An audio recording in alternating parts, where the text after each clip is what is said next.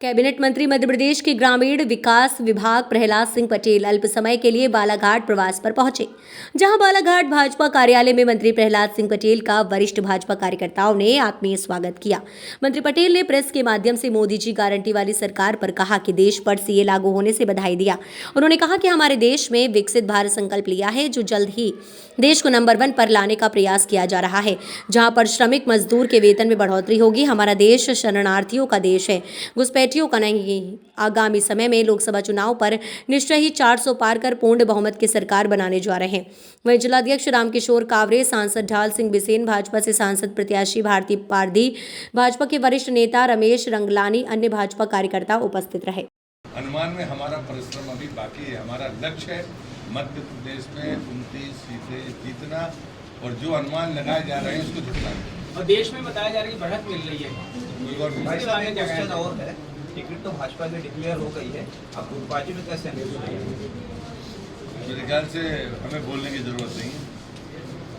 भाई साहब, आज ही राहुल गांधी जी ने नारी, मैं डॉक्टर साहब को धन्यवाद दूंगा। हम लोग रास्ते में बात करेंगे, क्योंकि मैं डॉक्टर को बहुत वर्षों से जानता हूँ, लेकिन उनका जो बड़ा मन है और जो आपने कहा है, ये अनुमान तो आज से ही मान लो झूठा साबित है। नारी सम्मान गारंटी भी ने दी है कांग्रेस ने, जिसमें 1 लाख 1 साल में महिलाओं को देंगे, 50% नौकरी में आरक्षण देंगे। आप क्या मानते हैं? कांग्रेस की गारंटी हो नहीं सकती। गारंटी मतलब वो तो उनके खुद के कोई नेता नहीं मानते हैं जिसकी गारंटी। और मुझे लगता है देश ने जो अनुभव कर लिया है कि कांग्रेस जो कहती है वो कतई करती है, ये जनता जानती है। थोड़ा सा मेरा सवाल था आपसे कि सीए लागू है और कल केजरीवाल ने स्टेटमेंट दिया है कि सीए लागू होने के बाद इसमें क्या कहना है? इससे बड़ा निंदनीय और नासमझी वाला केजरीवाल का बयान नहीं हो सकता। मैं पहली पंक्ति कह रहा हूँ और ये देश ने सुना और समझा। हम किसी की नागरिकता छीनने के लिए कानून नहीं लाए, नागरिकता देने के लिए।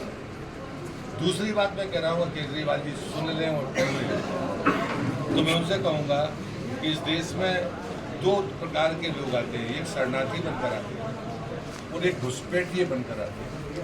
हमने शरणार्थियों को सम्मान दिया।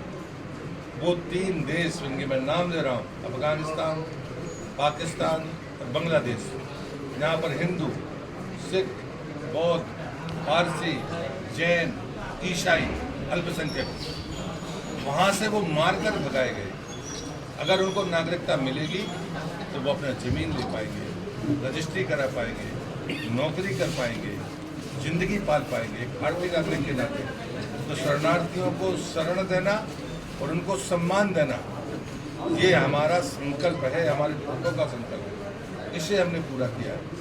अगर केजरीवाल कह रहे हैं तो उन्हें इसका जवाब देना चाहिए कि वो शरणार्थियों के बारे में क्या राय रखते हैं और घुसपैठियों के बारे में क्या राय रखते हैं। हमने शरणार्थियों के सम्मान का तो विकल्प था और पर्याप्त समय दिया है। कोरोना के समय ये बहस शुरू हुई थी, राज्यसभा और लोकसभा में वो समय था जब ये पारित हुआ है। तब कांग्रेस नहीं बोली, तब बाकी लोग पार्टी के लोग नहीं बोले, और आज आप बेमतलब की बातें कर रहे हो। पर्याप्त समय जनता को सोचने समझने का दिया है, पर सीए लागू करना पार्टी का संकल्प था। मैं प्रधानमंत्री जी का और गृह मंत्री जी का हृदय से अभिनंदन करता हूँ और उसका पैमाना भी प्रधानमंत्री ने तय किया। देश की आज़ादी के 75 वर्ष का जब पैमाना तय हुआ था, तब प्रधानमंत्री ने कहा था कि 2024 तक देश के हर घर को मैं पानी दूंगा। अब उन्होंने कहा है कि 2047 तक हम भारत को विश्व गुरु बनाएंगे, लेकिन अभी उन्होंने कह दिया कि 2030 तक हम इस लक्ष्य को प्राप्त करेंगे। और ये बात मैं इसलिए कह रहा हूँ कि दुनिया ने जो हमारी रेटिंग की थी वो 2030 की थी। खुले से सोच से मुक्त करने के लिए यूएन ने जो हमारी रेटिंग की थी कि अगर भारत 2030 तक खुले से सोच से मुक्त हो जाएगा तो बहुत बड़ा काम भारत करेगा। हमने 11 साल पहले उस लक्ष्य को प्राप्त कर लिया। जब टीबी का अभियान शुरू हुआ था तब मैं बालाघाट का सांसद रहा। सर्वाधिक टीबी के लोग यहाँ पर थे, तब हम लोगों ने हिस्सेदारी की थी। तब वैक्सीन नहीं थी, अब वैक्सीन आ गई है। दुनिया ने कहा 2030 तक हमें टीबी से मुक्त करना है दुनिया को। मोदी जी ने कहा है हमें 2025 में लक्ष्य प्राप्त करना है। तो मुझे लगता है वो ताकत भारत के भीतर अब आई है, जो जिसके लिए दुनिया मान रही है।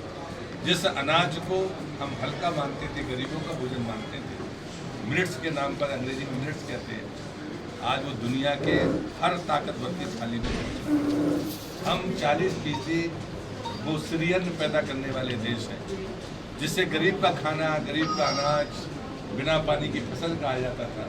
आज दुनिया में सबसे बड़े मांग उसकी है, उसके सबसे बड़े उत्पादक हम हैं। इसलिए मैं ये भी मानता हूँ कि जब मोदी जी कहते हैं कि विकास विरासत के साथ, हम अपने खान पान पर गर्व करें, अपने अनाज पर गर्व करें, अपनी वेशभूषा पर गर्व करें, अपनी जीवन शैली पर गर्व करें, और आज दुनिया उसे स्वीकार कर रही है। और इसलिए मैं मानता हूँ कि हम सब आने वाले 5 वर्ष के रोड मैप के लिए और आने वाले 2047 के रोड मैप के लिए हम अपना सुझाव देकर विकसित भारत के संकल्प को पूरा करेंगे। एक आग्रह के साथ मैं अपनी बात को समाप्त करूँगा।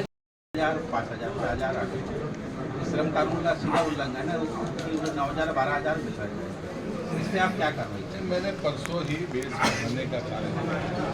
जब हम बेच बढ़ाते हैं तो उसको कानूनी अधिकार मिलता है, और इसलिए मुझे लगता है कि हमने असंगठित क्षेत्र हो या औद्योगिक क्षेत्र, उसमें स्किल्ड हो या अनस्किल्ड हो, सबके हमने बेस के परिवर्तन किए हैं जो 2014 से नहीं हुए।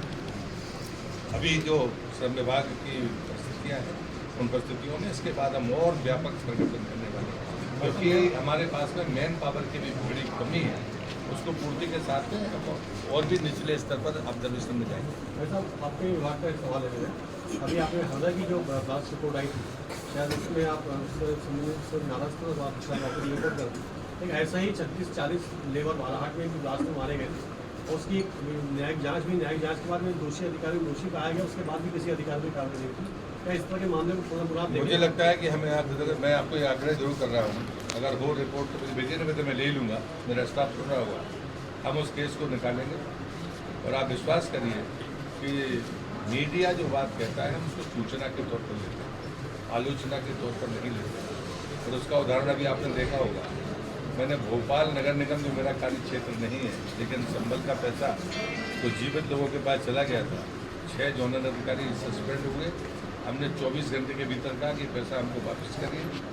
मुझे लगता है कि आप विश्वास करेंगे कि जो परिस्थितियाँ बनी हैं उनमें सुधार जो संभव होगा वो हम करेंगे। बहुत धन्यवाद आप सबका।